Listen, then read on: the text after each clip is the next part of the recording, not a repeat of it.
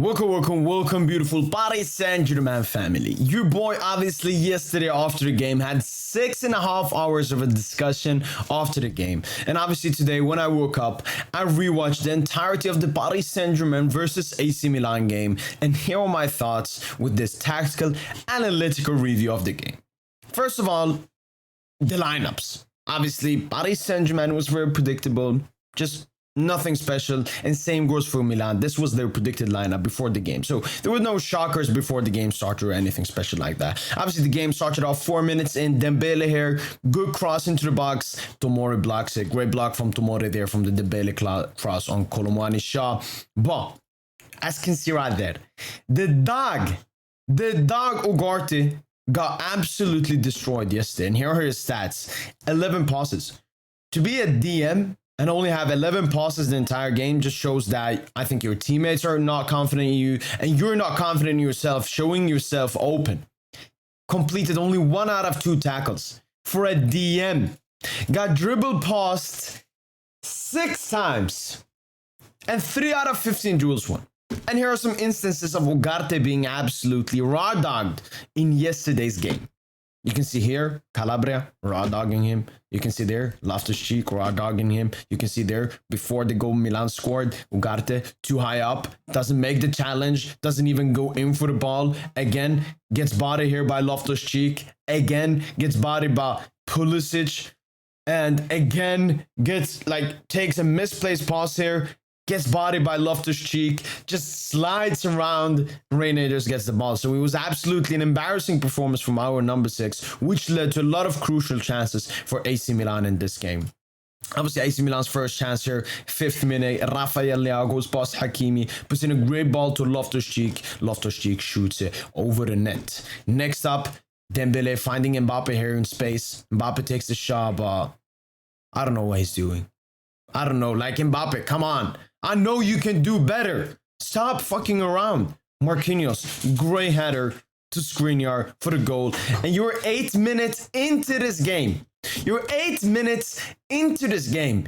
You have the lead, but we still somehow remove that. All of the domination and control we could have had after that goal, we removed all of that in a quick instance. Calabria here puts in a great cross for Musa. Musa takes the shot. Donnarumma saves it. And I mean, yeah, this was the story of the game.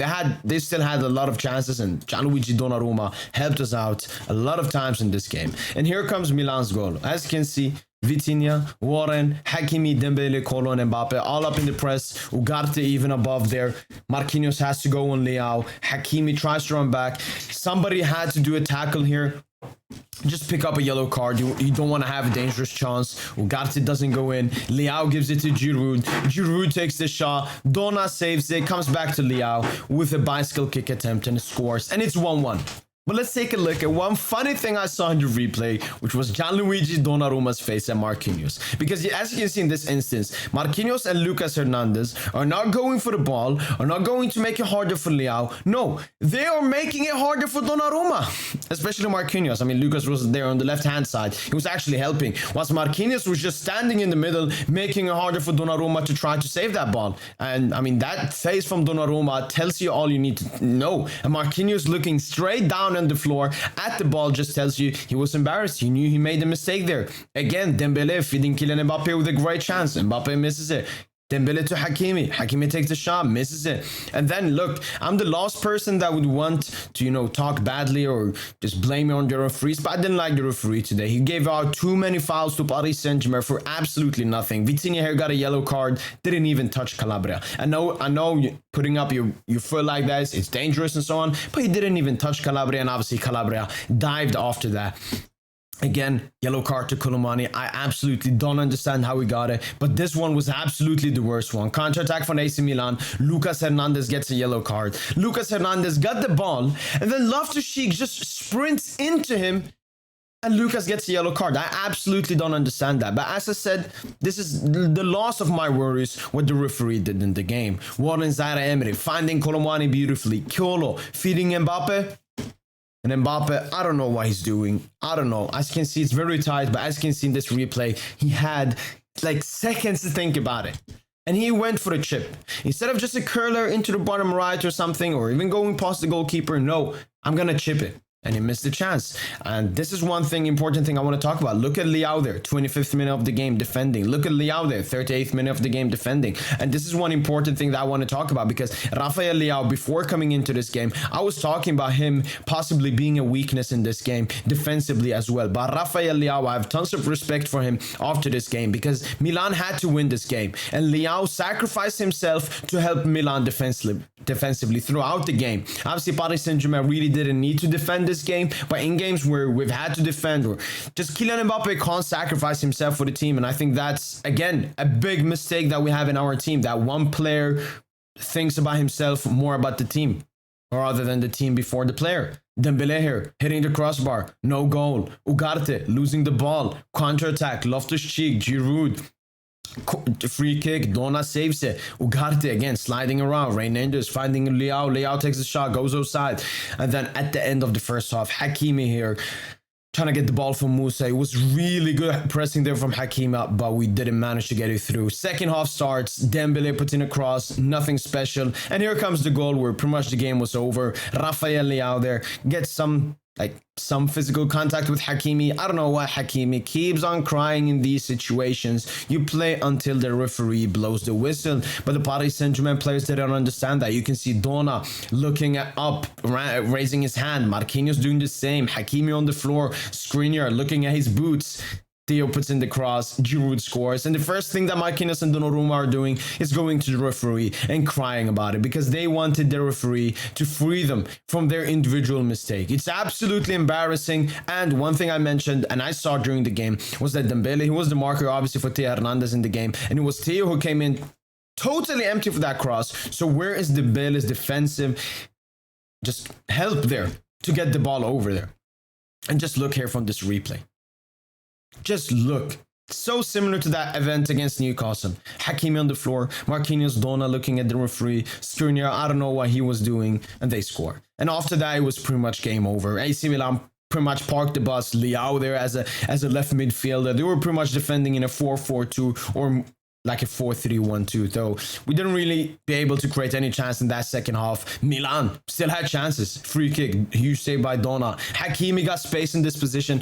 I don't know why he's not looking to take a shot in that situation. I absolutely don't understand why you're not taking a shot in this situation with your left foot. It would have been dangerous.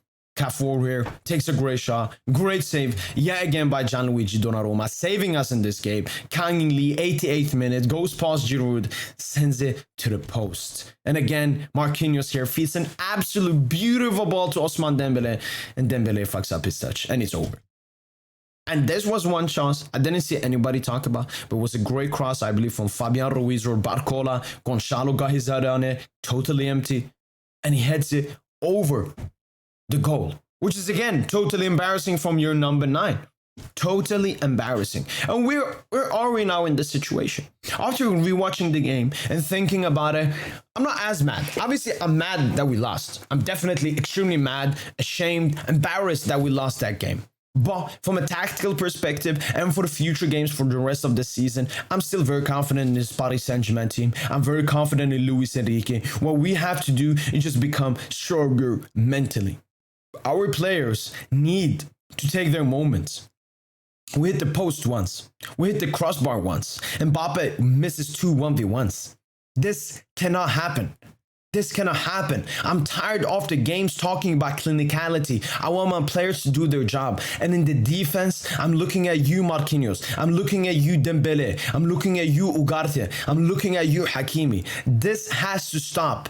You guys need to start becoming better in games. And I'm 100 on Lucho's side here. We should continue playing the football we want to play. If this is the football Lucho wants us to play, let's play this football, all right? I was one of the people that said, oh my God, we should have played pragmatic after scoring that goal. You know what? No.